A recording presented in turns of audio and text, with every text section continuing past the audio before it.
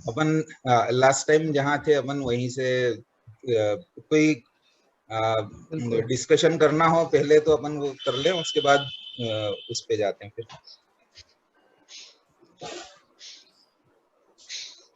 Anything special? Continue continue कर सकते हैं सर। गुड।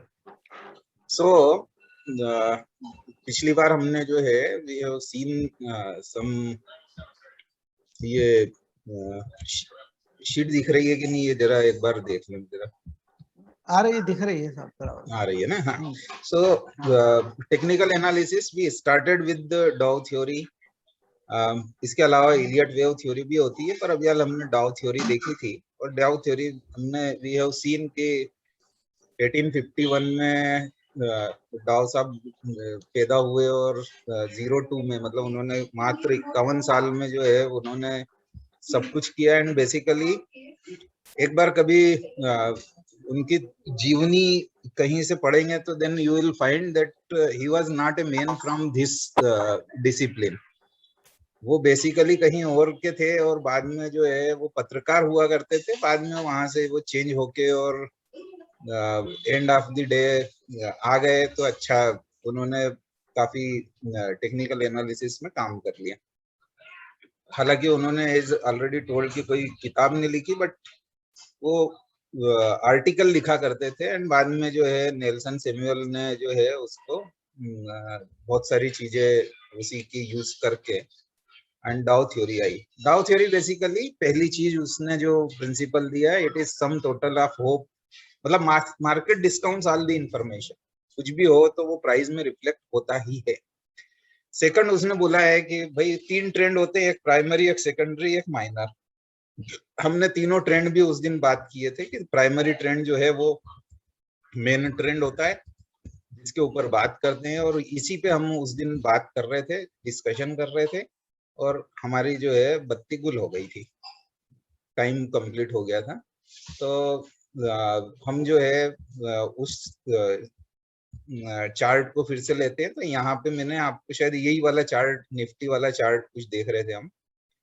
तो we can see over here a long period of time कि यहाँ से जो है पर्टिकुलरली 23 मार्च की बात है, जहाँ पे ये निफ्टी जो है लो में 7,500 बनाया था। और उसके बाद में long term trend is positive. यहाँ से जो है ये बिल्कुल पॉजिटिव पॉजिटिव चलता रहा।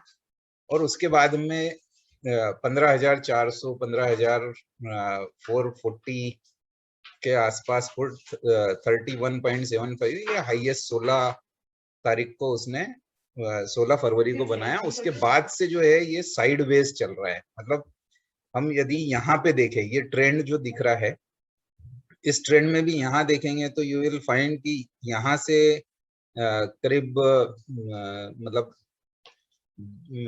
जुलाई 2020 से लेके और करीब 90 महीने तक ये भी इसी ढंग का कोई ट्रेंड चला। उसके बाद फिर से एक ऊपर गया, उसके बाद में फिर से अभी हाल जो है सेकंड मंथ से लेके 5th मंथ तक अभी हाल चल रहा है।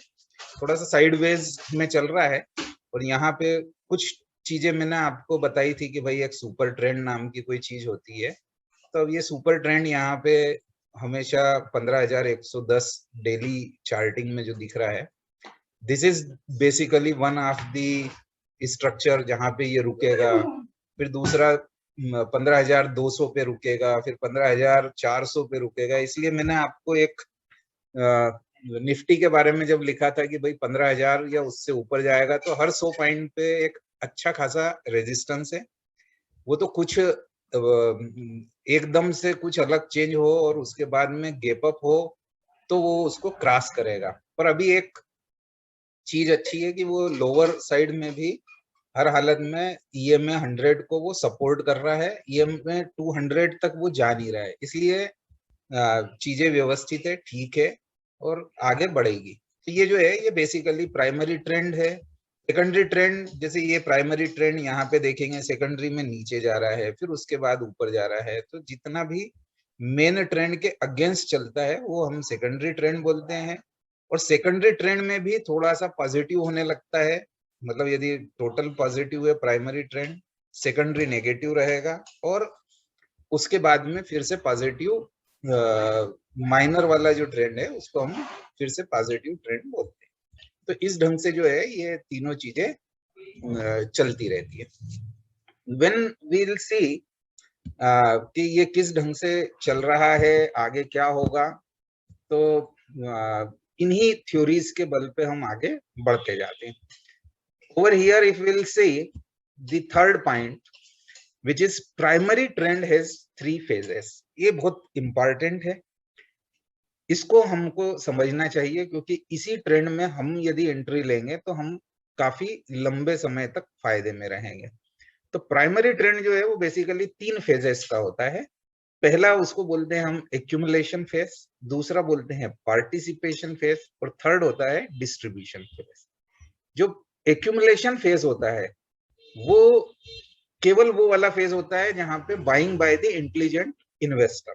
मतलब पहले इस ट्रेंड के कैरेक्टरिस्टिक क्या है वो हम समझने की कोशिश करते हैं कि ये वाले फेज के प्राइमरी तो ट्रेंड है, प्राइमरी ट्रेंड इज से पॉजिटिव। अभी हम बात कर रहे हैं कि बुलिश है यदि प्राइमरी ट्रेंड, तो प्राइमरी ट्रेंड में जो एक्यूमुलेशन फेज है वहां पे हर आदमी क्या सोचता है कि इंटेलिजेंट इन्वेस्टर जो बाय करता है उसका कारण क्या होते हैं वो मैं बता रहा हूं कि स्टॉक इज अंडर वैल्यूड। मतलब वो स्टॉक की वैल्यू जो है वो काफी कम हो गई है, इसलिए जो है आगे बढ़े।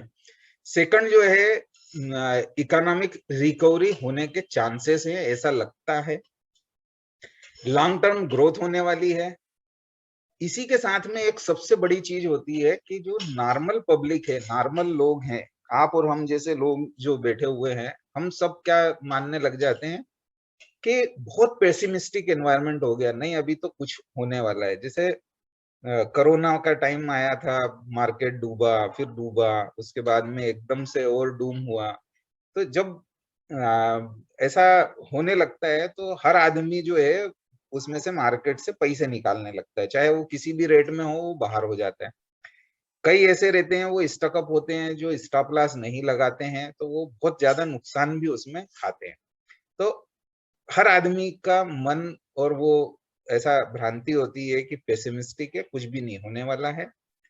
और ये एक बहुत टिपिकल इसके अंदर कैरेक्टरिस्टिक आता है जिसमें ये बोला जाता है कि मेजॉरिटी ऑफ द इन्वेस्टर जो होते हैं वो ऐसा मान लेते हैं कि वो इक्विटी मार्केट में तो पैसा ही नहीं लगाएंगे, मतलब होना ही नहीं। काय के लिए इक्विटी मार्केट में हम पैसा लगाएं, क्योंकि ये पैसा यदि मैंने लगाया तो मेरा पैसा डूबेगा। और डूबता भी है, ऐसा भी नहीं है कि नहीं डूबता है, बट ड्यूरिंग दिस फेज केवल इंटेलिजेंट इन्वेस्टर जो रहता है वो जो है वहां पे बाय करना चालू करता है। Nobody believes that market could rally from here। मतलब वहां पे ऐसा लगता है कि नहीं, मार्केट अभी हाल तो जैसे 7,000 8,000 आया था, 7,500 हुआ, तब भी लोगों को लगा था कि नहीं अब तो जो है वो 4,000 और 3,000 पे पहुंच जाएगा। मतलब मार्केट जो है बिल्कुल बुरी तरह डाउन होने वाला है। तो कोई भी ऐसा बिलीव नहीं करता है।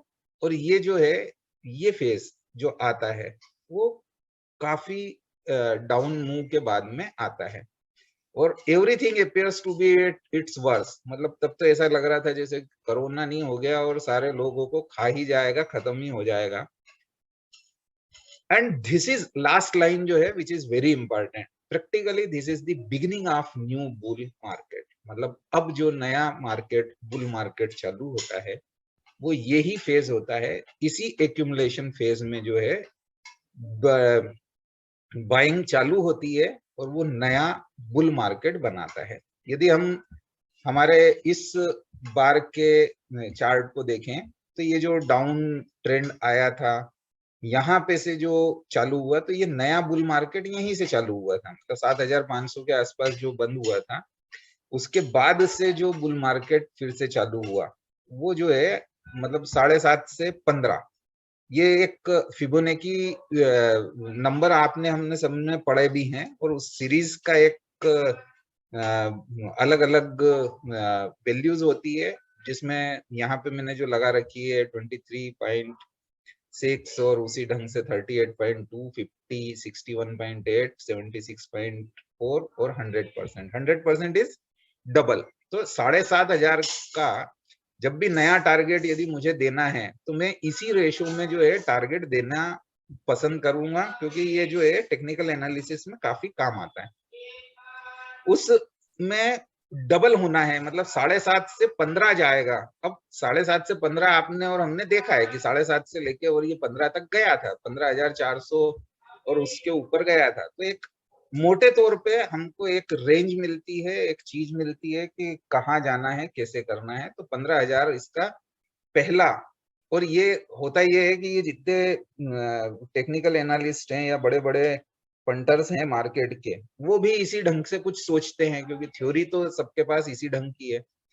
तो उन्होंने भी जब 15,000 आ गया तो वहां से जो है अपना माल छोड़ना चालू किया कि नहीं भाई अब यहाँ से बाहर निकलो कम से कम। तो अब वहां से यदि बाहर निकले हैं तो अगला वाला जो है वो रिट्रेचमेंट जो है वो 23.6% का आता है, फिर उसके बाद 38.2 का आता है। उसके अलावा भी इन बिटवीन वाले रिट्रेचमेंट भी बहुत सारे आते हैं, वो भी हम कभी डेप्थ में जाएंगे, एडवांस रिट्रेचमेंट जब देखेंगे तब वो भी समझेंगे। पर एक मोटे तौर पे ये फिगर हमारे पास पक्का मिल जाता है। जब ये फिगर हमारे पास मिलता है तो उतना डाउन ट्रेंड आपने मान के चलना चाहिए कि उतना आएगा और वहां से फिर मार्केट रिकवर करेगा। रिकवर करके पहला वाला टारगेट तो फिर वही 15,400 या जिस पे वो हाईएस्ट गया था, जब तक उसको ब्रेक नहीं करेगा तब तक फिर से नया बुल रन या वो नहीं मिलेगा। अभी जो कुछ चलेगा वो रेंज में चलने की पोजीशन में मार्केट होता है। ये हमारे पास जो है ये एक्यूमुलेशन फेज की बात कर रहे हैं हम। सेकंड जो है वो पार्टिसिपेशन फेज होता है। अब वो जो एक्यूमुलेशन फेज जो होता है उसमें क्या होता है, इंटेलिजेंट इन्वेस्टर बाय करना चालू करता है। यदि मैं अपना रिकॉर्ड देखूं कि मैंने सबसे ज्यादा खरीदी कब करी थी, तो मैंने जो है जब भी 10,000 के नीचे जब मार्केट चालू हो गया था तब से मैंने जो है अच्छा खासा खरीदना चालू किया, क्योंकि मैं आपको पहले भी बोल चुका हूँ कि वॉरेन बफेट भी निकाल नहीं सकता है कि मार्केट का लो क्या होने वाला है, पर एक टेंटेटिव फिगर मिलना चालू होता है कि हमारा इतना रिट्रेचमेंट हो चुका है तो अब हम ले सकते हैं और क्वालिटी स्टॉक में हम जा सकते हैं। फिर हमने जो है वो एक्यूमुलेट करना चालू किया। हमने जो है 8,000 पे भी खरीदा, 7.5 वाले दिन भी मैंने खरीदा था। तो खरीद के आप अपने पास रखो, थोड़े दिन तक वेट करो और उसके बाद में फिर सोचें कि क्या करना है। एक एग्जांपल इसमें आज मुझे पता नहीं है मीनल है कि नहीं है, पर नहीं है। जब हमारी बात हुई थी कि भाई टाटा मोटर में क्या हाल है, तो टाटा मोटर जो है मैंने अपने लिए और संजय भी यहाँ पे है और बाकी लोग भी हैं, उनने ये बोला था जब 75 रुपए 90 रुपए और ये हुआ था तब के हर हालत में उसको आप एक्यूमुलेट करके रखो और बेचना 200 के बिना अपने को बेचना ही नहीं है। मतलब आप दिमाग ही मत लगाना, कम से कम अपने को 200 रुपए मिलेगा। तो 200 रुपए जिस दिन एक्चुअल में उसने क्रॉस किया तो उसने 250 कर लिया और अगले दिन जो है वो 300 पे आ गया। हालांकि अपन ने जो है 250, 300, 350 हर रेट में थोड़ा थोड़ा निकाला था। तो आपको ये समझना जरूरी है कि हम एक्यूमुलेट कब से करें। और सेकंड फेज जो जिसको हम बोलते हैं वो पार्टिसिपेशन फेज होता है। अब पार्टिसिपेशन फेज में यदि मैं जाता हूँ तब क्या होता है कि लोगों को ऐसा फील होना लगता है कि फंडामेंटल अब इम्प्रूव हो रहे हैं। मतलब वो क्या कोरोना की वैक्सीन भले ही नहीं आई हो पर उसके ऊपर काम करना चालू हो गया और उसके बाद बोलना चालू हो गया कि हम दे देंगे। बाबा रामदेव आ गए कि हमने तो डिक्लेयर कर दिया, हमने ये बना दिया। ऐसे ही जो है एस्ट्रोजेनिका आ गया and so on so fourth. ऐसे सब लोग जो है कुछ न कुछ अपनी तरफ से बोलते रहते हैं, तो फंडामेंटल इंप्रूव होने लगते हैं। लॉकडाउन ओपन होने लगा था और उसके बाद में समझ में आने लगा आपको, मुझे और सबको, कि जब कारपोरेट में आदमी जा नहीं रहा तो उनके खर्चे बच गए तो उनका प्रॉफिट जो है वो काफी इंप्रूव होने लगेगा। पब्लिक का सेंटिमेंट भी थोड़ा सा इंप्रूव होता है और उसके बाद में जब लोगों को लगता है कि अरे भाई देखो 50 रुपए से लेके और अब ये 75 आ गया और 75 से 100 आ गया और इसका ऑल टाइम हाई तो 500 रुपए था, तो हम क्यों नहीं खरीदे। तो मोर एंड मोर ट्रेडर उसमें पार्टिसिपेट करने लग जाते हैं।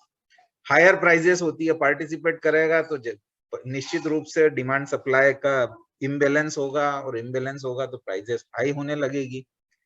तो अब यहाँ पे जो है ये पार्टिसिपेशन होने लगता है, और ये पार्टिसिपेशन तब होता है जो मैंने आपको बताया था कि बहुत सारी चीजें यहाँ पे जब इसमें देखते हैं, यहाँ से थोड़ा सा ऊपर गया इस जगह फिर पार्टिसिपेट हुआ, फिर यहाँ से गया फिर पार्टिसिपेट हुआ, तो ये जो पार्टिसिपेशन होने लगता है यहाँ से, और नई रिकवरी यहाँ पे भी आप यदि देखेंगे तो 7.5 से लेके 50% रिट्रेचमेंट जो 11,500 के आसपास का है।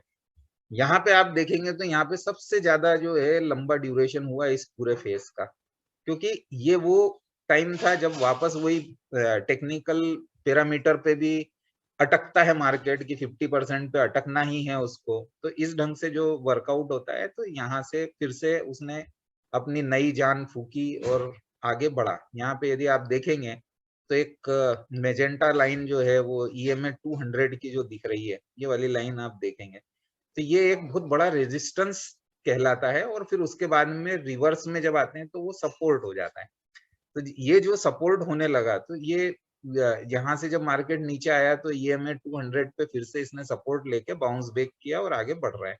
अभी भी जो है ये मार्केट यदि आप देखेंगे तो EMA 200 जो है आज की डेट के लिए जो है 13,437 रुपए का है।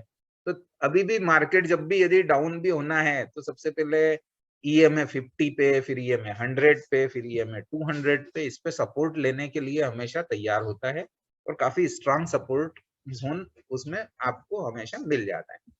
तो ये जो है वो पार्टिसिपेशन फेज होता है जहां पे सबसे ज्यादा लोग चालू होते हैं। टेक्निकल ट्रेडर के लिए भी ये बहुत अच्छी अपॉर्चुनिटी होती है, यहाँ पे फिर से एक्यूमुलेट कर सकता है, वो चीजें और जोड़ सकता है, पार्टिसिपेट भी कर सकता है, लोगों को बोल सकता है कि अब आप एंट्री कर लें। और तीसरा जो फेज होता है वो बेसिकली डिस्ट्रीब्यूशन फेज में आ जाता है। मतलब अब ऐसा हर एक को लगता है कि अब तो वैक्सीन भी आ गई, सब कुछ हो गया, मार्केट खुल जाएगा, सब कुछ हो जाएगा, रिजल्ट्स भी कंपनीज के अच्छे आने लगे, तो रोबस्ट फंडामेंटल भी लगता है। फिर ऐसा लगने लगता है मार्केट डिक्लाइन नहीं होगा और पैसा भरपूर उसके अंदर आने लग जाता है, तो जनरल पब्लिक भी खुश हो जाती है, अब तो मैं पैसा डालूं। और यहीं पे जो है, जो मैंने हमेशा बोला है कि 95% जनता जो है अपना पैसा गंवाती है, 5% लोग जो है जिनको थोड़ा नॉलेज हो जाता है, ठीक काम करते हैं, वो कमा लेते हैं, बाकी 95 लोग हाथ उसमें जलाते हैं और बाहर हो जाते हैं। तो मार्केट में जो है हर स्टॉक चलने लगता है, मतलब उसका फंडामेंटल हो या ना हो, हर आदमी होना लगता है। और यहाँ पे जो इंटेलिजेंट इन्वेस्टर है जिसने सबसे पहले एक्यूमुलेशन फेज में लेना चालू किया, वो यहाँ पे उसको बेचना चालू करता है। तो एग्जाम्पल मैं वापस वही टाटा मोटर का लूंगा कि भाई 300 के करीब जो है हमने भी बेचा, 350 में भी बेचा, अभी फिर 300 में है। तो हर आदमी उस ढंग से थोड़ा थोड़ा थोड़ा थोड़ा अपना काम करने लग जाता है। और टेक्निकल एनालिस्ट यहाँ पे रिवर्सल के लिए कोशिश करता है, देखता है कि यहाँ पे कैसे सेल पोजीशन में ले सकता हूँ।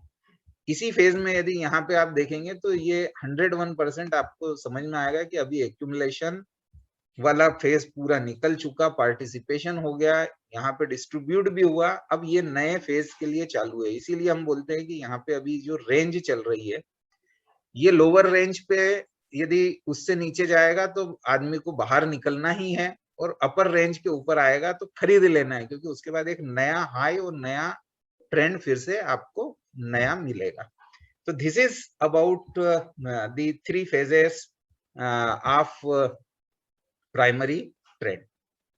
आज के लिए आई बिलीव कि हम इतना ही करें, उसके बाद में कोई केस स्टडी आप बताएं तो अपन उस केस स्टडी पे बात करें, या उसके पहले ये 3 पॉइंट में और ले लेता हूँ जिसमें बहुत ज्यादा डिटेल नहीं बताऊंगा। स्टॉक मार्केट के उसके जो चौथी प्रिंसिपल थी, वो स्टॉक मार्केट के जितने इंडाइसेस है वो एक दूसरे को कॉम्प्लीमेंट करेंगे। परंतु ये थ्योरी जब डाउ ने लिखी थी तब उसके पास सिर्फ 2 इंडेक्स हुआ करते थे। आज की कंडीशन में ऐसा नहीं है, अभी जो है इंडेक्स हमारे पास जो है दुनिया भर के हैं, जिसके अंदर आईटी वाला अलग चलता है, एफएमसीजी वाला अलग चलता है, फार्मा अलग चलता है। मतलब अभी यदि कोई एंटरटेनमेंट इंडस्ट्री का इंडेक्स होता तो वो जो है वो डाउन होता और फार्मा वाला अप होता, जबकि डाउ ये बोला था कि सारे इंडेक्स जो है वो एक दूसरे को कंफर्म करेंगे। वहां पे केवल उसके पास 2 इंडेक्स हुआ करते थे, वो जो दो इंडेक्स थे उसको वो डाउ जोन्स भी एक दूसरा आदमी था जिसको डाउ ने साथ में लिया था क्योंकि वो बहुत अच्छा एनालिटिक्स का काम करता था, तो डाउ जोन्स के नाम से वो इंडेक्स बना था। तो डाउ जोन्स का एक इंडस्ट्रियल इंडेक्स था, दूसरा जो है वो रेल इंडेक्स है। जबकि आज की कंडीशन में यदि हम बात करें तो हमारे पास जो है दुनिया भर के दूसरे इंडेक्स और अवेलेबल है, इसलिए पहले जो है वो इंडेक्स एक समान होते थे, पर ये थ्योरी है इसलिए मैंने आपको बताया। ये बहुत इंपॉर्टेंट है, पांचवा पॉइंट, कि volume must confirm the trend. मतलब ट्रेंड बढ़ रहा है, जैसे आगे मार्केट बढ़ रहा है या मार्केट घट भी रहा है, तो यदि वो विदाउट वॉल्यूम होता है तो उसका इंपैक्ट उतना नहीं आता है। यदि आपका ट्रेंड अपवर्ड है मतलब बुलिश है और वॉल्यूम भी बढ़ रहे हैं उसके साथ, इसका मतलब है कि और बेहतर होने वाला है। परंतु यदि बढ़ रहा है मार्केट परंतु वॉल्यूम थोड़ा सा घट रहा है, मैंने आपको यदि ध्यान हो तो अभी हाल एक बार एक स्टॉक के बारे में मैंने लिखा था कि भाई उसकी जो है वो 3 व्हाइट सोल्जर है परंतु वो वीक कैंडल्स है। वीक कैंडल्स का मतलब ये है कि नीचे का वॉल्यूम भी कम था और वो मूवमेंट भी उतना नहीं था, तो वो बड़ा आगे बढ़ता हुआ दिख रहा है परंतु कैंडल्स उसकी वीक है, इसलिए वो उतना इम्पैक्टफुल नहीं रहेगा। तो इसलिए बोलते हैं कि volume must also confirm the trend. तो वॉल्यूम जब तक अच्छा नहीं होगा तब तक वो ट्रेंड, चाहे वो अप ट्रेंड हो या डाउन ट्रेंड है, डाउन भी जा रहा है और वॉल्यूम नहीं है, इसका मतलब है कि बेचने में कोई इंटरेस्टेड है ही नहीं।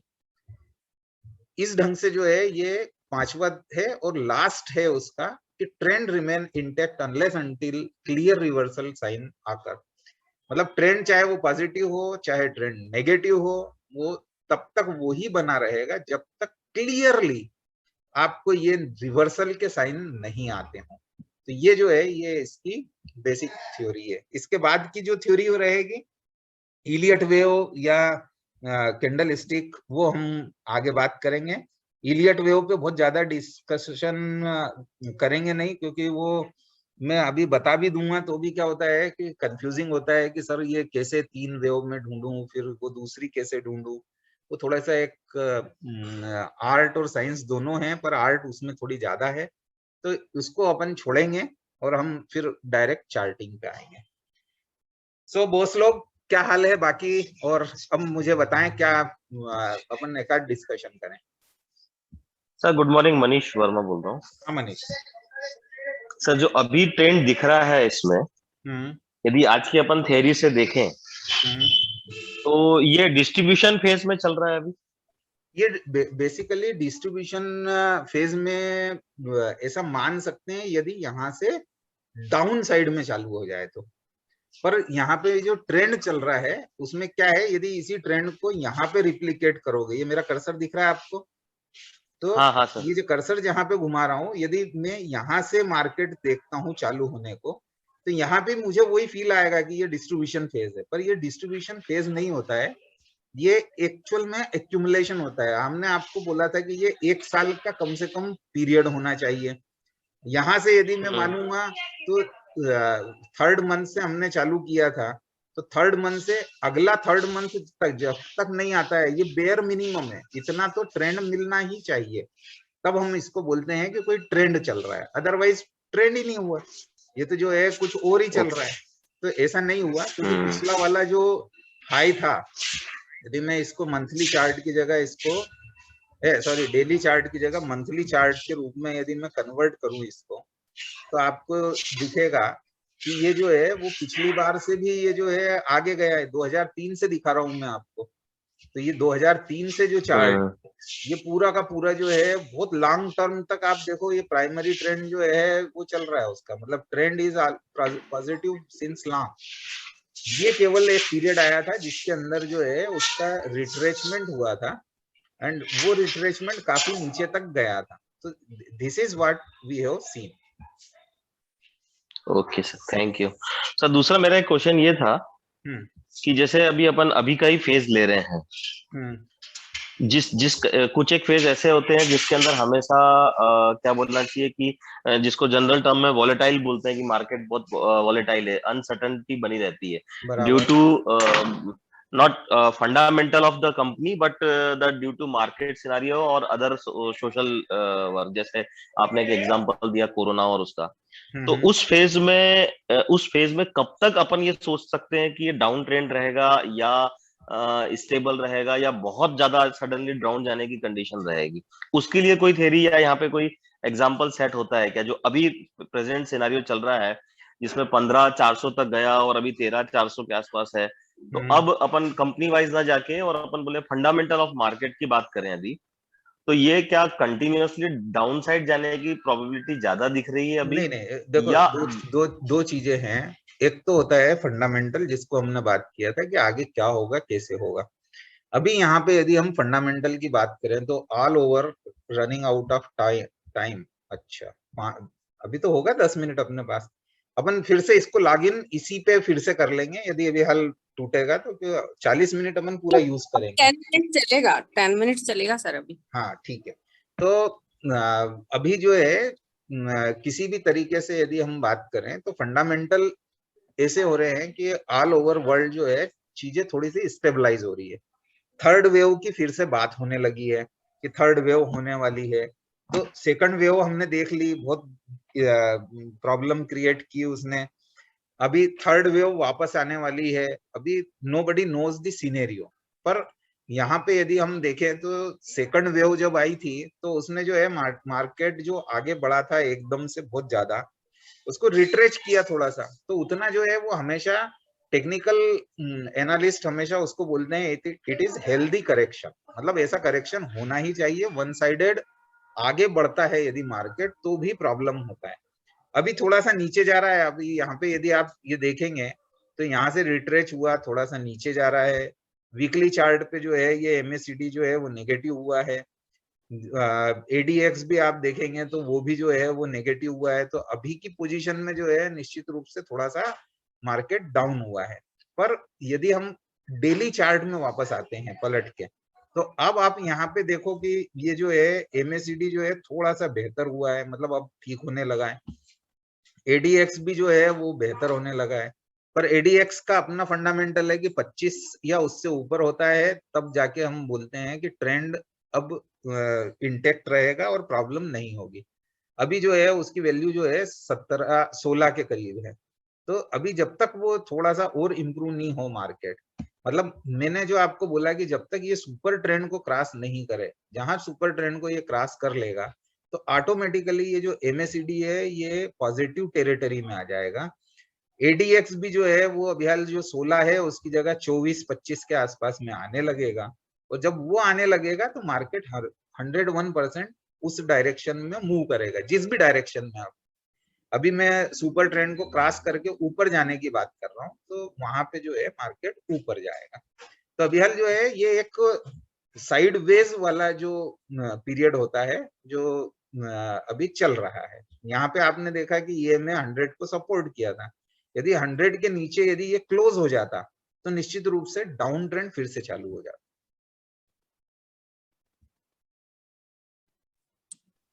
सर तो बॉटम लाइन अभी ऐसा है कि मार्केट डाउन की तरफ जा सकता है।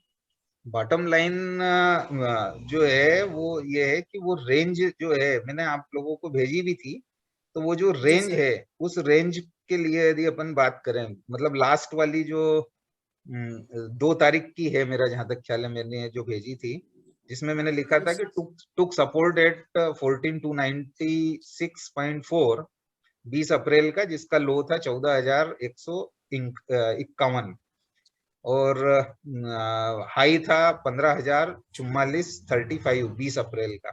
उसी में मैंने लिखा था कि as informed earlier 61.8% Fibonacci retracement support is there, जो 14,300 का है। तो वो 14,300 का 14,000 फॉलोड बाय 14,050, तो इसी के बीच से वापस ये रिट्रेच होके और वापस गया था। तो यही चीज जो है अपने हिसाब से 14,300 14,050 का सपोर्ट है और 15,000 का रेजिस्टेंस है, और followed by every 100 point resistance, मतलब 15,100 का, 15,200 का, 15,300 का। तो मैं ये एक्सपेक्ट कर रहा हूं कि यदि कोई भी चीज ऐसी फंडामेंटली अच्छी आ गई जिससे एकदम 200-300 पॉइंट 15,000 के बाद में और उसने क्रॉस किया, जब तक वो 15,400 को क्रॉस नहीं करेगा तब तक फिर नए फेज में वो वहां पे घूमता रहेगा, फिर से अक्यूमुलेट होगा, और उसके बाद में जब 15,400 को तोड़ेगा, और कन्वीनियंसली 2 दिन 3 दिन तोड़ना चाहिए, मतलब ऐसा नहीं कि एक दिन टच करके और लौट आए, तो फिर जो है आगे बढ़ेगा। और 14 के नीचे यदि क्लोज होना चालू हो गया तो आप कम से कम जितनी चीजें प्रॉफिट में है, या एक स्टॉप लॉस जो अपन सीख लेंगे कि हाँ स्टॉप लॉस कैसे लगाते हैं, उतना स्टॉप लॉस लगा के एक बार के जरूर बाहर हो 14,000 के नीचे। और 14,000 अभी टू बी प्रिसाइज यदि हम बात करें तो 14,265 बोलूंगा मैं अब, मतलब 14 भी नहीं बोलूंगा, क्योंकि अभी जो है मेरा EMA 100 जो है वो बढ़ गया है, 14,000 की जगह जो है अब, पहले यहाँ पे जब मैं था तो 14,000 चला करता था, 1473, यहाँ पे राइट में देखो आप 14,085, फिर 115, अब जो है वो चेंज होके 265 हो गया। तो हम ठीक है 14,200 मान लो, 65 पॉइंट और नीचे अपन ले लेंगे, क्योंकि दिन में वेरिएशन इतना कभी कभी मिल ही जाता है।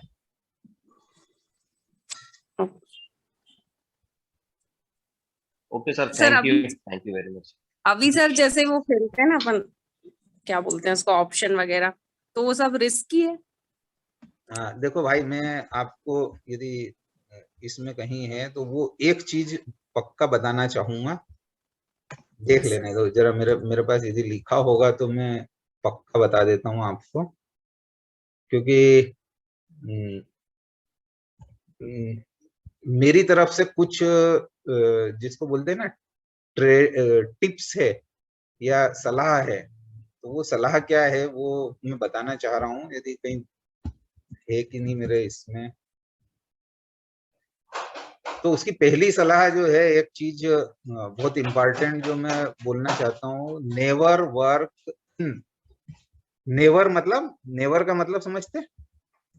यस। वेरी गुड, समझते हैं तो बहुत अच्छी बात है।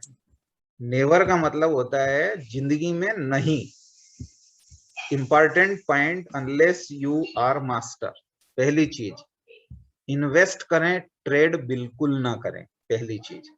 Second, no future no option, क्योंकि फ्यूचर ऑप्शन में जो है मैंने अच्छे अच्छे लोगों को कंगाल होते हुए देखा है, इसलिए no future no option. Strict stop loss, यदि आप बहुत लॉन्ग टर्म वाले हैं तो कोई बहुत प्रॉब्लम नहीं होता है, पर अदरवाइज शॉर्ट टू मीडियम भी हैं तो आपको स्टॉप लॉस पक्का रखना है। एग्जाम्पल फिर वही वाली बात है कि टाटा स्टील जिसने जो है 1,200 रुपए या ऐसा देखा, और उसके बाद उसने 400 भी देखा, तो भाई मुझे क्या है, मैं 1,200 का 1,000 भी स्टॉप लॉस लगाता हूँ, और बाद में 400 की बजाय मैं 500 पे खरीदता हूँ, तो 500 रुपए का डिफरेंस तो मैंने वैसे ही अर्न कर लिया है। तो स्टॉप लॉस जरूर रखें, अच्छी स्क्रिप्ट होती है तो भी उसका स्टॉप लॉस लेके और अपने को यूज करना चाहिए। और केवल निफ्टी 50 में या सेंसेक्स यदि आप बहुत ज्यादा नहीं करो तो 30 स्टॉक में ही काम करो, 50 में भी मत करो। और कभी टिप्स पे तो काम ही नहीं करना है, आपको पहले खुद समझना है और उसके बाद उसके अंदर इंटर होना है। और आपके जो फाइनेंशियल एडवाइजर जो भी हैं उनसे एक बार डिस्कशन जरूर करें, कोई भी नहीं है तो मेरे से कर लें, पर आपको हर हालत में जो है एक बार का डिस्कशन करने के बाद में ही आप वर्क करें। और कभी भी बारोड फंड से इन्वेस्टमेंट नहीं करना है, कभी भी उधार के पैसों से अपना इन्वेस्टमेंट नाम की चीज नहीं करना है। और ये मेरा बहुत हमेशा पेट वाक्य है कि किसी भी स्टॉक के साथ लिव इन रिलेशनशिप बना के रखें, उसको लव ना करें। अपना कोई उससे शादी ब्याह नहीं हुआ है और अपने को नहीं करना है, अपने को हमेशा उसके साथ जो है आया राम गया राम, बस आजा भाई, आज पैसा दे रहा है तो उसको बुक करो, काम खत्म करो। और अपनी जो स्ट्रेटेजी है उसको बार बार चेंज ना करें।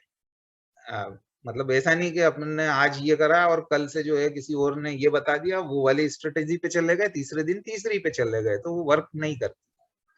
और हमेशा लॉन्ग टर्म के हिसाब से सोचें, शॉर्ट टर्म बिल्कुल ना सोचें, और बहुत ज्यादा ग्रीडी ना बने। मतलब ग्रीडी तो होना चाहिए पर बहुत ज्यादा ग्रीडी ना बने। ये जो है मेरा कुछ पॉइंट्स हैं जिनका कोई रिलेवेंस इन चीजों से नहीं है, मतलब टेक्निकल एनालिसिस से भले ही नहीं हो, पर ये जो है with experience I have learn this thing, जो मुझे लगता है कि आप सब लोगों को भी फॉलो करना चाहिए, है ना। इंडिविजुअल को डिपेंड करता है, हम इस पे डिस्कशन कर सकते हैं यदि आपको कुछ फील होता हो तो। Thank you sir.